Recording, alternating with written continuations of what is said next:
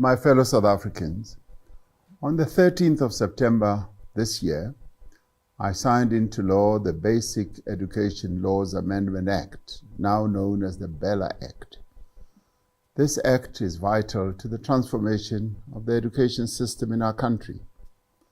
The act is an important part of ongoing efforts to build an education system that is more effective and more equitable in line with the precepts of our Constitution.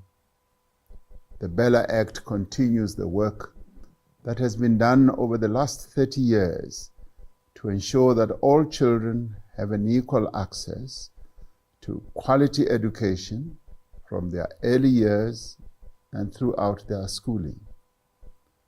As a democratic country committed to building a new society, we have stated unequivocally that all children must get an education that prepares them to succeed in life, no matter what the circumstances of their birth might be, no matter where they live, no matter what language they speak. In implementing this Bella Act, we are ultimately guided by the Constitution of South Africa. The Bill of Rights guarantees the right of every person to equality. It also guarantees the right of every person to receive a basic education. Importantly, the Constitution says that every person has the right to receive education in the official language or languages of their choice where reasonably practicable. This is a right that applies equally to an English speaker as it does to a Zulu speaker. It also applies equally to someone who speaks Afrikaans as it does to someone who speaks Xitsonga, Sesotho, Sepedi, isiXhosa, Setswana, Luvenda, isiNdebele, or isiSwati. And now, it also applies equally to someone who uses the South African Sign Language. The Basic Education Laws Amendment Act enacts measures that strengthen the ability of our schools to give effect to these constitutional rights. In the application of this law, we must ensure that no language is diminished. Rather, we must work to ensure that all official languages are valued and promoted. At the time that I assented to the Bella Bill, I noted that a number of parties to the Government of National Unity and other key role players in our country had expressed their wish to further engage each other on sections of the bill that deal with issues of admission and language. I said that whilst I had assented to the bill, in the spirit of cooperation and meaningful engagement, I would delay the implementation date of the Bella Act in totality by 3 months. This would give the parties time to deliberate on these issues and make proposals on how the divergent views they hold might be accommodated. I also said, should the parties not agree on any approach at the end of the 3-month period, I would then direct the minister and the department to proceed with the implementation of the Act. Over the last 3 months, discussions have been held with a view of reaching consensus on these outstanding clauses of the Bella Act.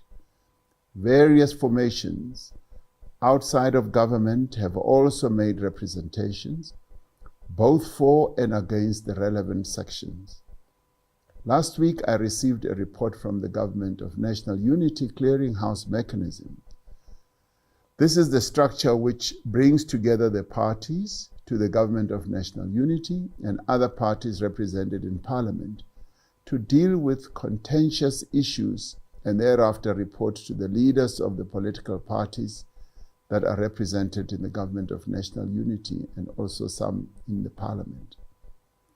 In their final report, the parties agreed that the Basic Education Law Amendments Act, BELA Act, should not be sent back to Parliament to make changes to the sections that were in contention. The Government of National Unity Clearinghouse participants agreed that the Act should be fully implemented.